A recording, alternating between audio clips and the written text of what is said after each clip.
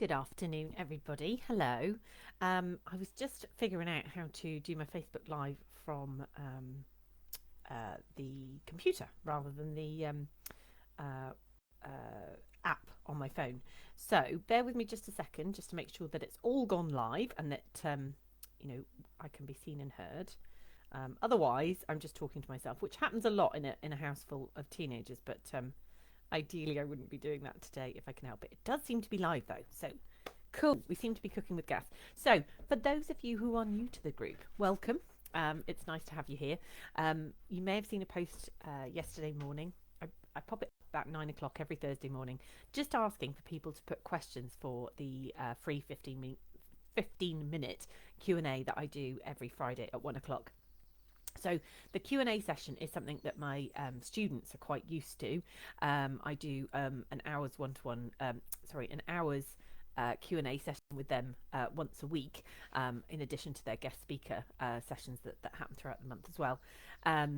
But essentially, I know that not everybody can, for whatever reason, be part of Collie Culture Club. So I pop up here live for 15 minutes just to see how many questions I can fit into 15 minutes. It's quite good fun. So I'm going to get myself timed so that I don't go off down too many rabbit holes. Alexa, timer for 15 minutes, please. Oh, hang on. Might need to plug Alexa in. That would be a good place to start, wouldn't it? I'll give her a second just to warm up. Bum, bum, bum. Bum, bum, bum. I've got quite a few questions to get through today, so the 15-minute timer may well be necessary. Alexa, timer for 15 minutes. Oh, she didn't want to talk to me at all now. I've turned her off. Alexa, are you awake? Okay, I've got blue flashy lights, but no Alexa just yet. Alexa, timer for 15 minutes. I tell you what, if in doubt, refer to your mobile phone. Here we go. Right, 15-minute timer on my phone. I have my questions ready, set. Let's go.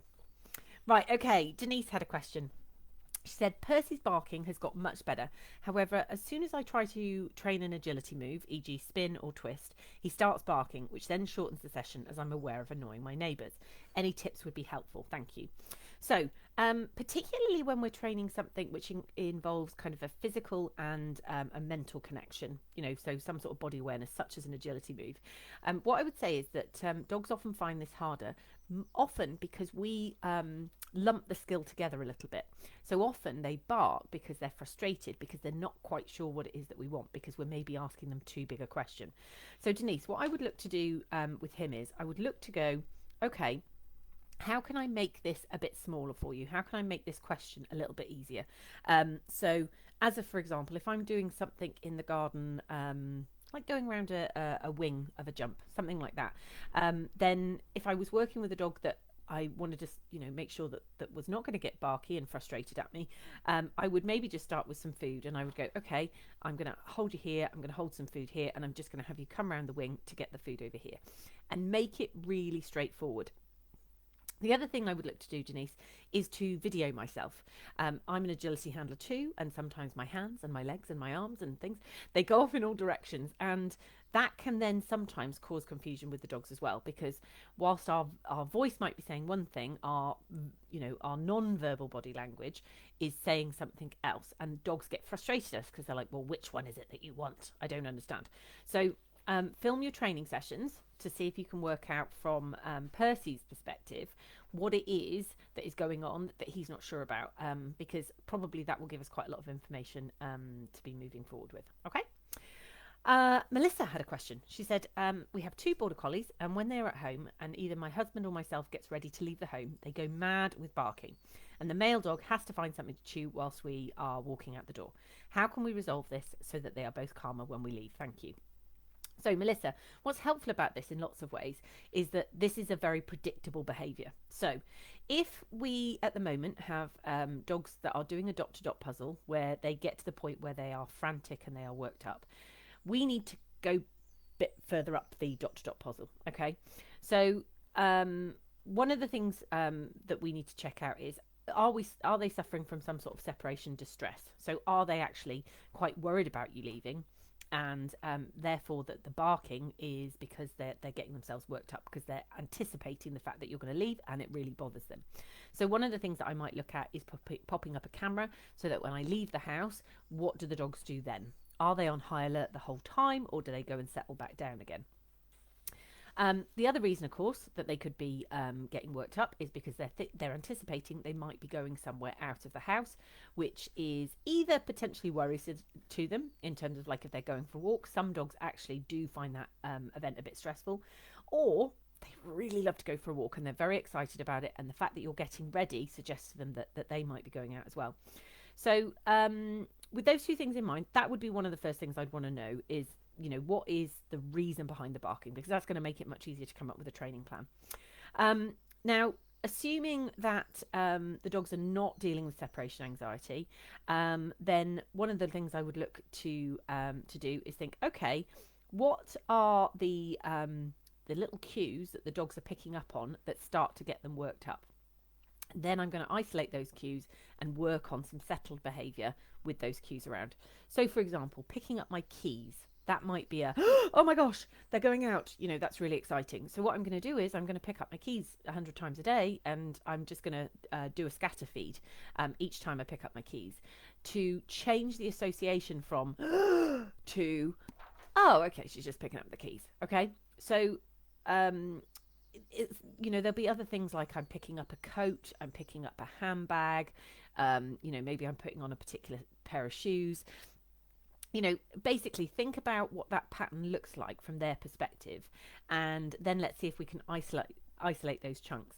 The other thing that I would say as well that I would look at with, you know, whenever I start working with someone is that I'm also thinking, okay, is this the only time that they get worked up and overexcited? Because if there's other areas where they get worked up and overexcited, it might be I can work on those things as well.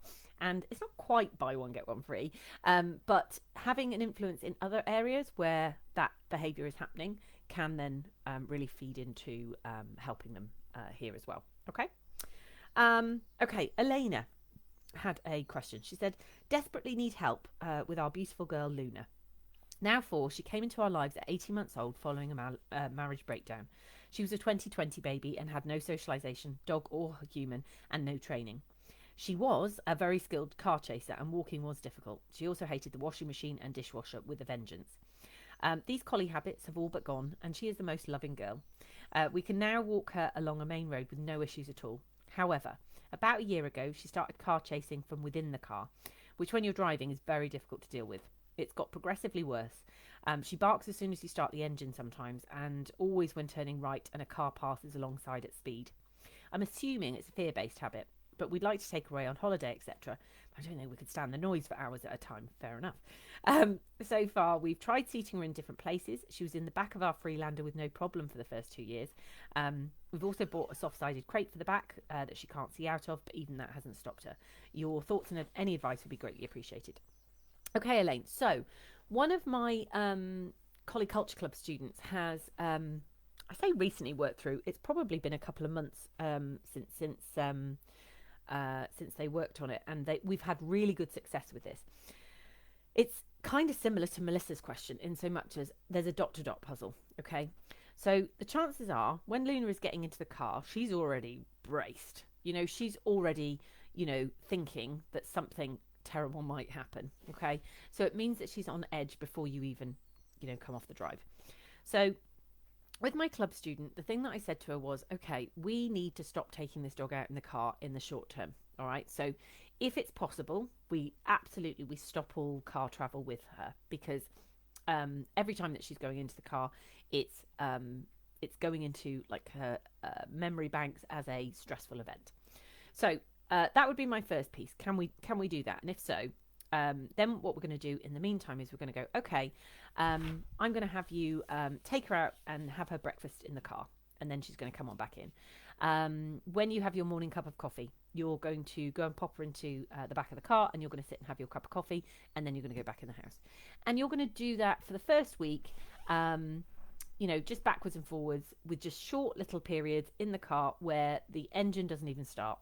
And what we're looking for from her is, and this is the difference that we got in my club student's dog.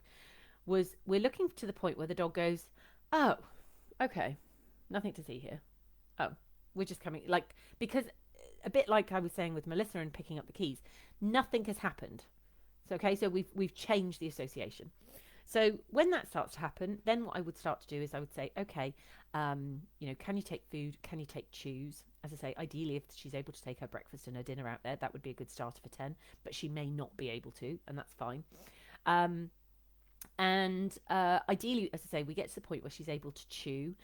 Licky mats can be quite a good idea because licking is quite a good way of releasing feel-good endorphins and making her feel a bit more comfortable. But essentially, when they are starting to be able to do that, we know that they're feeling a bit more relaxed because a stressed dog cannot eat. They cannot think about eating because their brain is just wired for fight or flight at that point. So in terms of how long this takes, I'm trying to think how long it took this particular. I think it may have been about 4 weeks. I could be wrong. So if they are listening, I'll maybe see if I can check that out and mention it in next week's Facebook. But I think it was about a month. It might have been as long as 6 weeks. But essentially, as I say, no car travel. We just went out. We got to the point of turning the engine on, sitting out there with the engine on, with her mum drinking, with his mum drinking a cup of coffee. And they sent me a video fairly recently where the dog had gone out, had not barked at anything, had just settled down on the back seat as they had done in previous times. And yeah, huge improvement. So it's absolutely possible to change. But what we need to do is we need to think about, okay, how can I reduce your stress levels in the short term? Because we can't help her when her stress level is really high. And one of the things that my club students are always directed at when they start working with me is thinking about, are there herbal supplements that we can use to help reduce her general anxiety levels? Because again, if their anxiety levels are high most of the time, it doesn't take very much to flick into that hypervigilant stage. So yeah, that's what I would look to do with her, Elaine. But if you want more help, then do just reach out and we can sort you out with more help. Okay, Jan had a question. She said, Reggie is so obedient in virtually everything apart from loose lead walking. I can't understand it. We've tried all the different techniques, e.g. turning around and walking in the opposite direction, which he does, and then as soon as he turns to carry on the walk, it's like 60 miles an hour dash down the road. Okay, Jan, so in terms of loose lead walking, one of the things that I often say to people is that there's often a big disparity between training over here and then life over here, okay? So in a training session, and I would film yourself doing some loose lead walking practice in your back garden. So what I've noticed is that for some reason, when my students are concentrating on their loose lead walking practice, what happens is their hands are a bit higher. They walk more slowly than they would do normally because they're concentrating on feeding their dog. Their rate of reinforcement tends to be quicker because of the fact that they are practicing, they're doing training. And then if you were to video yourself going down the road, you'll probably see quite a different picture in terms of where you're holding the lead, how quickly you're walking, all of this sort of stuff. So my first advice to you, Jan, would be to go, okay, video, both scenarios, get somebody to come out and help you video the outdoor scenario and compare the two things. And actually, one of the things that you might find is that the training scenario is okay, but it could do with work. It could do with a bit of practice.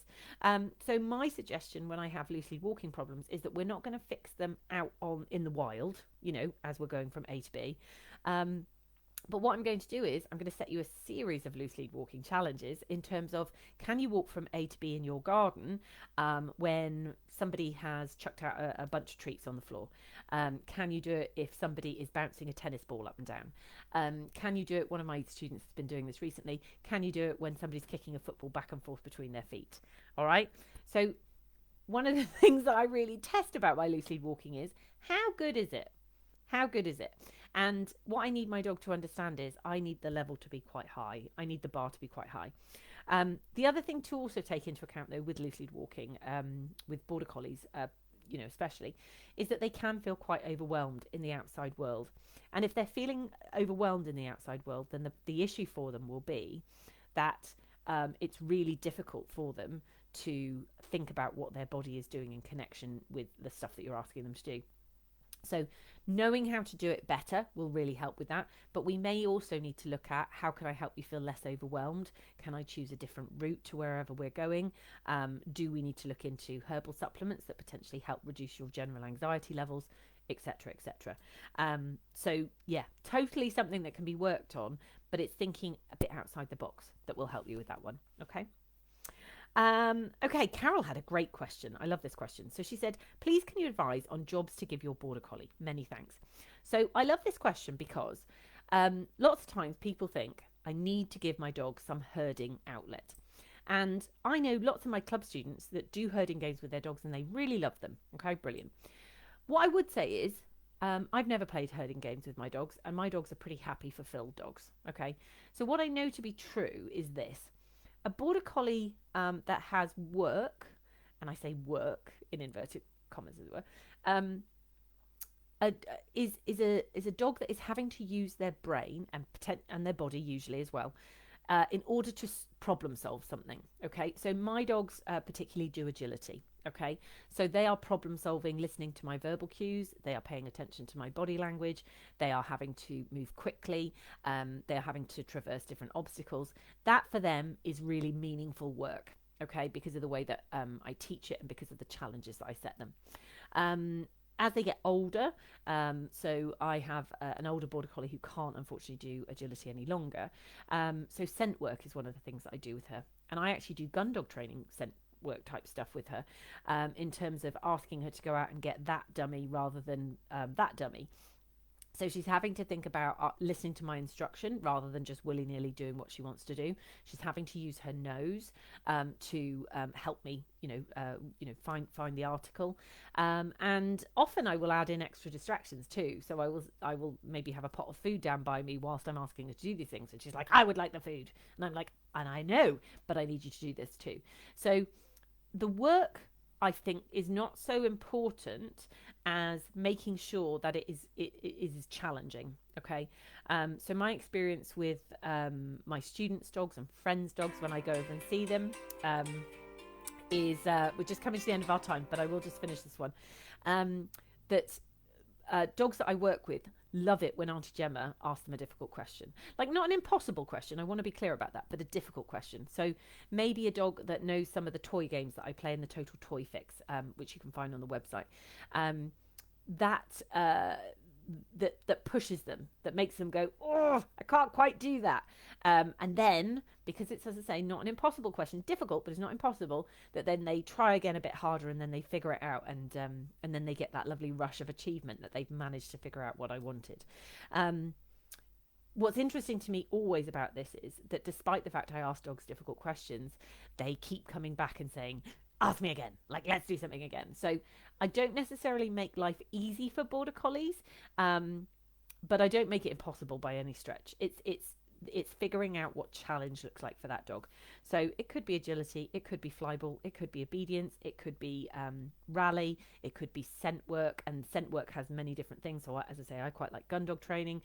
Man work is another thing that you could look into. Yeah, I mean, the possibilities in terms of work are endless.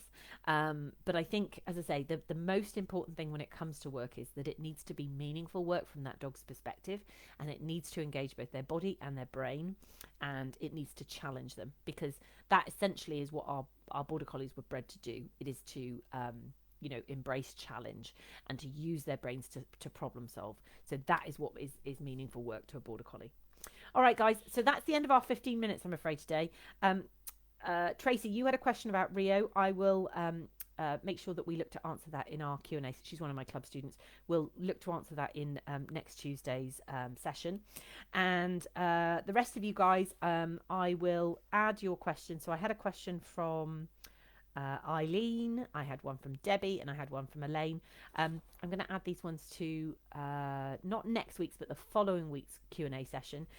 If you're struggling with them sooner and you'd like a sooner answer, then by all means get in touch and we can see if we can organise a inquiry call, and we can maybe set something up and we can maybe work together before then. But Otherwise, I will see you in a couple of weeks, because next Friday I'm off to Gardeners World Live. So I shall be doing gardening things instead of Border Collieing things next Friday. Anyway, hope you have a lovely weekend with your lovely Border Collies, whatever you're doing. And I will look to see you in a couple of weeks' time. All right, take care of yourselves. See you soon.